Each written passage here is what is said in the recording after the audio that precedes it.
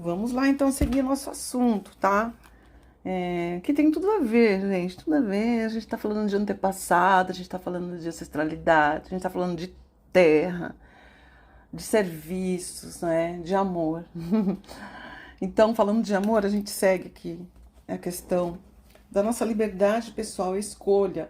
Eu vou ler um trecho do livro que é muito bom, esse livro que é de Stephen Hausner. As meninas consteladoras do grupo, que a gente tem um grupo de consteladoras que são voluntárias, né, nos ajudam, como a Débora esses dias gravou, outras vão gravando. Elas fizeram, né, conheceram e fizeram. E tem uma que vai fazer também agora o encontro presencial com ele em dezembro. E as meninas, a Débora e a Priscila do Rio de Janeiro, fizeram já também trabalhos, workshops com ele, com Stephen Hausner. E diz: não temos escolha no que toca a nossos pais e a história da família, a que somos vinculados.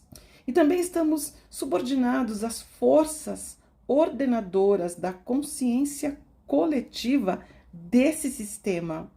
Contudo, por meio da atividade que adotamos diante das pessoas que nos pertencem, em face da sua vida e do seu destino, temos uma influência sobre a medida em que permanecemos presos nesses laços ou então vinculados a eles de modo positivo, livres, dentro das nossas possibilidades e, num grau maior, autodeterminados.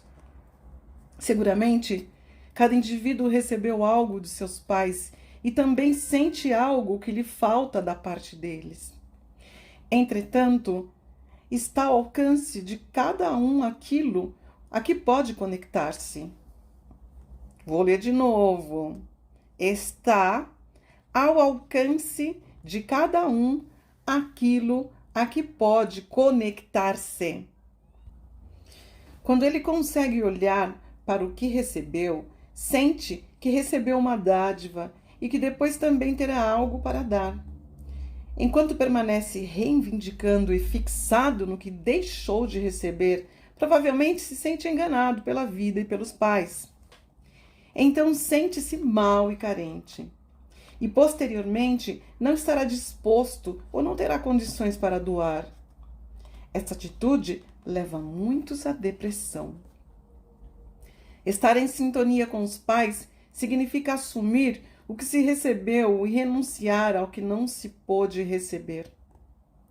Isso é uma autêntica renúncia, pois ninguém pode substituir os pais. O pai não pode substituir a mãe não pode substituir o pai. Os pais adotivos ou de criação não podem substituir os pais biológicos. Nem mesmo os companheiros de vida podem preencher essas necessidades. E muitos filhos sofrem com as projeções inconscientes dos seus pais quando são forçados a substituí-los. Parentificação se chama isso. Também o exemplo seguinte mostra a força do amor primário da criança e o potencial libertador que reside no reconhecimento do próprio destino. Neste particular, ao fazer constelações com doentes, tenho observado, diz o escritor, que muitos pacientes, em sua doença ou em seu sintoma, estão inconscientemente presos a um anseio infantil e apegam-se a ele por uma profunda necessidade de pertencer. Eles vivem e sofrem na esperança de obterem de seus pais uma proximidade e um afeto maiores do que os pais podem lhes dar. Portanto, o processo de cura exigiria abrir mão desse anseio de proximidade com os pais e, harmonizando-se com eles e assumindo a responsabilidade por si mesmo, crescer na autonomia de um adulto. A esperança do paciente em satisfazer estes desejos infantis poderia ser considerada, num sentido mais amplo, como um processo inconsciente que leva a uma doença. A carência. Entre aspas, Você precisa deixar a sua mãe partir. Paciente com distrofia de Sudeck. Uma mulher com deficiência para andar conta que nasceu de um parto difícil, após o qual foi separada de sua mãe e por 3 semanas internada numa clínica. Sua mãe ficou chocada com o aspecto deformado da filha devido ao parto com a campanula de sucção e fórceps e vivia repetindo como lhe foi difícil aceitar a filha. Durante o esclarecimento da questão da paciente, pode-se sentir claramente que ela tem um anseio por proximidade e apoio e, nesta situação, projeta no terapeuta a sua carência. Assim sendo, começo pedindo à paciente que coloque em cena 2 pessoas, uma mulher para representá-la e um homem para representar-me. A representante da paciente apoia-se imediatamente no meu representante, encosta a cabeça no ombro dele e chora. A projeção sobre mim, como se fosse um dos pais, é também entendida pela paciente. E peço a 2 participantes do grupo que se disponham a representar os pais dela. Introduzo ambos na representação e os coloco atrás da representante da paciente, a certa distância, dispensando de seu difícil papel o meu representante, que fica visivelmente aliviado.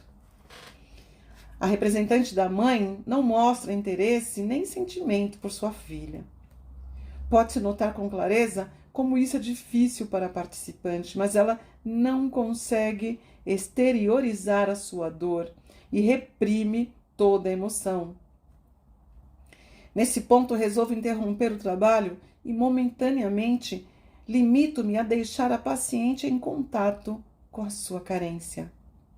Na manhã seguinte, a paciente relata que, desde a constelação da véspera, ela se sente fisicamente cada vez pior.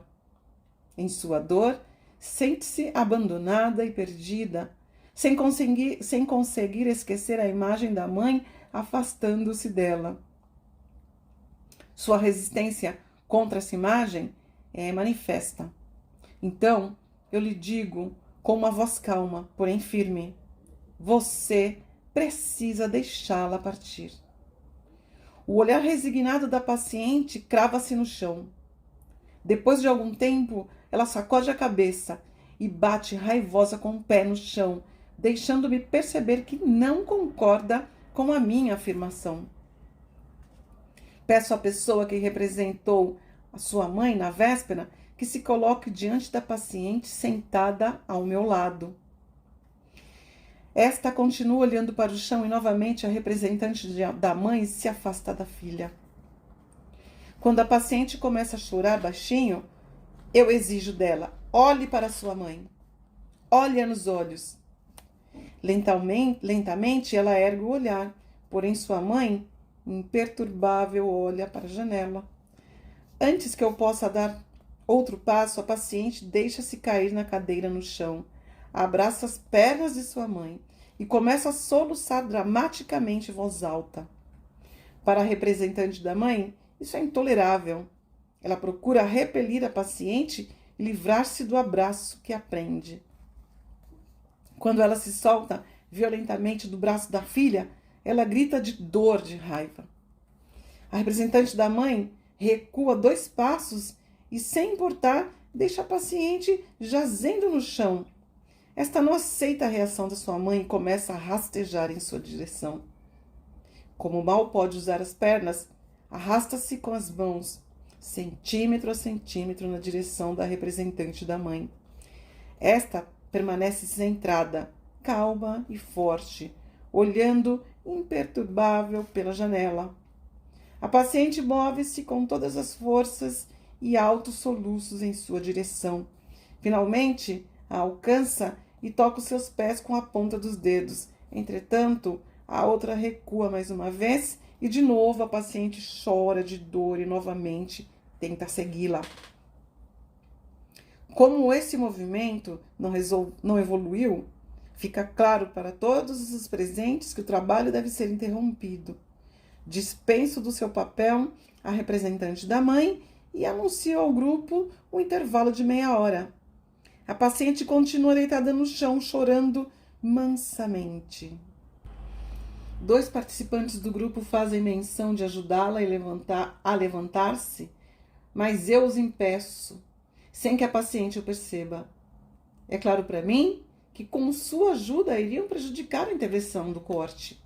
De acordo com minha percepção, o primeiro passo libertador é harmonizar-se com a mãe, tal como ela é.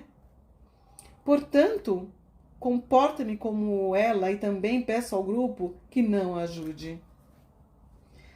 Assim saímos para o intervalo. Tensos e abalados, os participantes deixam o recinto do grupo e se dirigem para o terraço ao ar livre.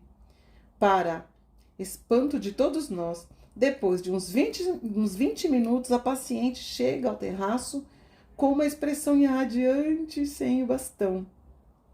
Vem diretamente ao meu encontro e agradece. Todos nós presenciamos impressionados como ela consegue caminhar sem o bastão. Com muito orgulho, ela nos informa: esta é a primeira vez há anos que saio de uma casa sem um apoio para andar. Cerca de 1 ano após a constelação, recebo da paciente o seguinte relatório. Esse relatório, eu, Neiva, vou ler para vocês no áudio de amanhã. Fiquem aqui com esta reflexão. Um beijo e até lá!